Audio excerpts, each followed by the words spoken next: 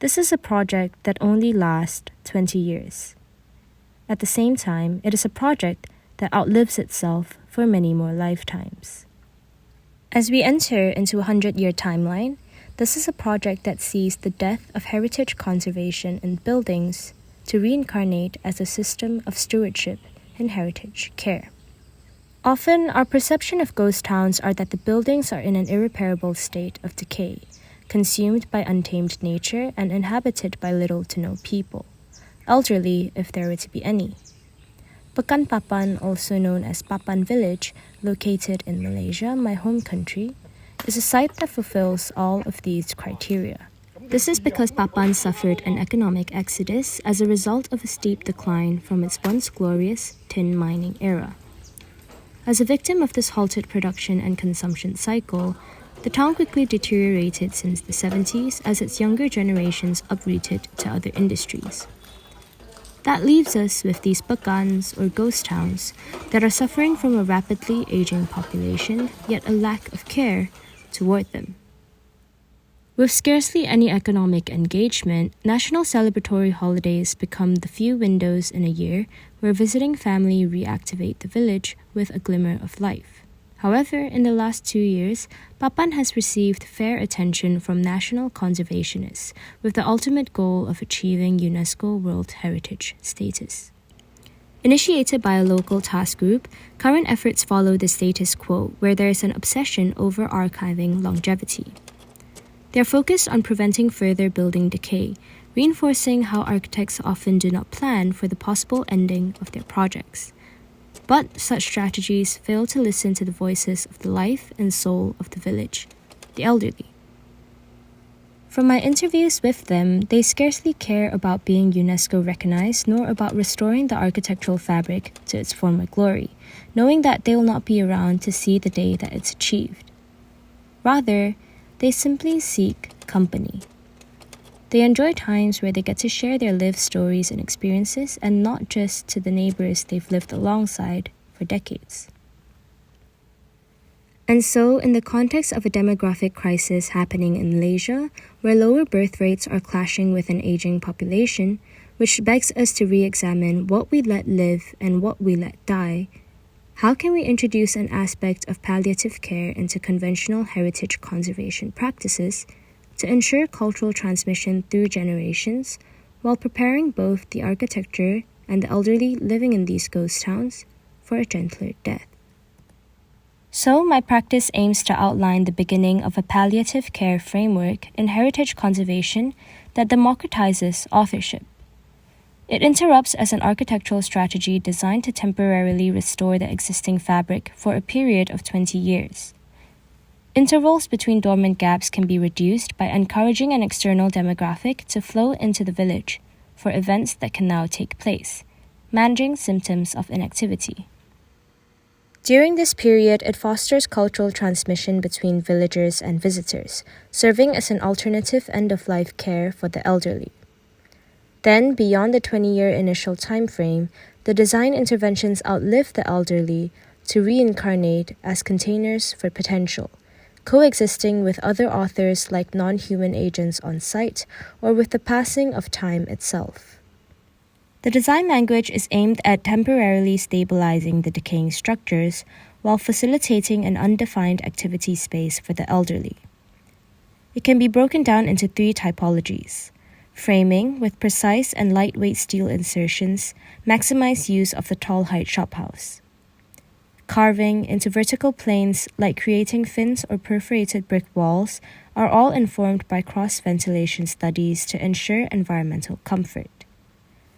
Digging, the last operation of mass and volume, introduces dynamic spatial conditions for various programs. Then, as the Papan cemetery expands, engulfs, and takes human life from the village, there's no need for the physical fabric of Papan to stay. The interventions exposes themselves to the elements, serves other life forms, and eventually breaks down as planned. Within this palliative framework, the intentionally light touch and temporary nature of the restoration instigates a value shift in heritage conservation from material cultures to immaterial philosophies.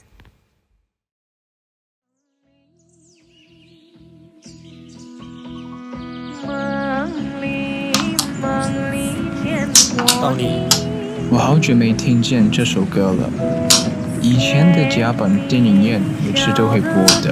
是哦，想当年。这个 karaoke 机器很好玩，他唱得很开心。美芳唱得很好听啊。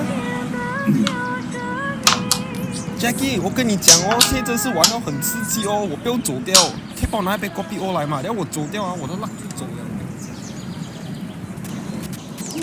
Be it through solitude or solidarity in the presence of their neighbors or incoming visitors, the elderly come to terms with the end of their own lives in the next 20 years or so. But 80 years from that, who lives here now? 是的，他们把这些店做的改变，对现在办这些活动非常有帮助。去年这时候，马来西亚日没有位置坐，然后我们花了一整天的时间在太阳下，因为摊位都沿着大马路边，挺好玩的，可是有点困难。你之前有帮忙布置这些空间吗？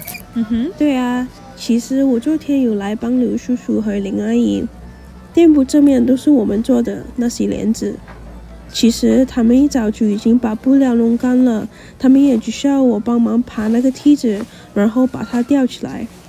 不过整个过程也只需要2个小时多，没什么大不了的。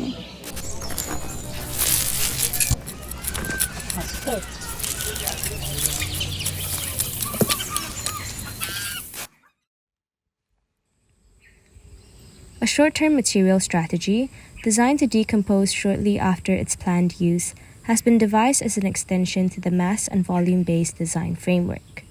Be it the blazing Malaysian sun in March, the low rumble of the November monsoon, or the gentle breeze of August winds, these ad hoc partitions provide a safety net for the heritage community to handle environmental fluctuations, enabling a multitude of activities to take place.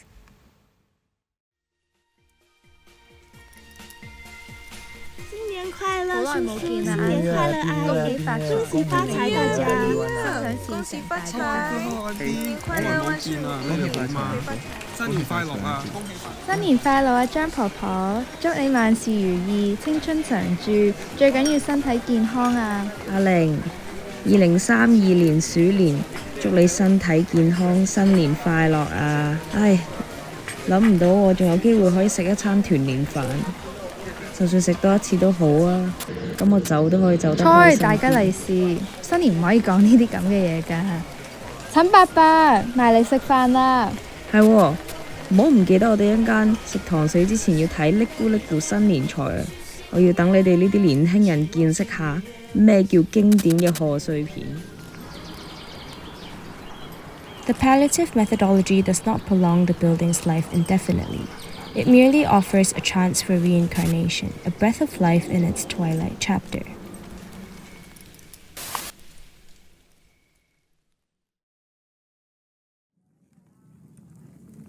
改天我走后啊，你来坟墓探望我的时候，我不管啊离中秋多远，你最好带一些给我啊。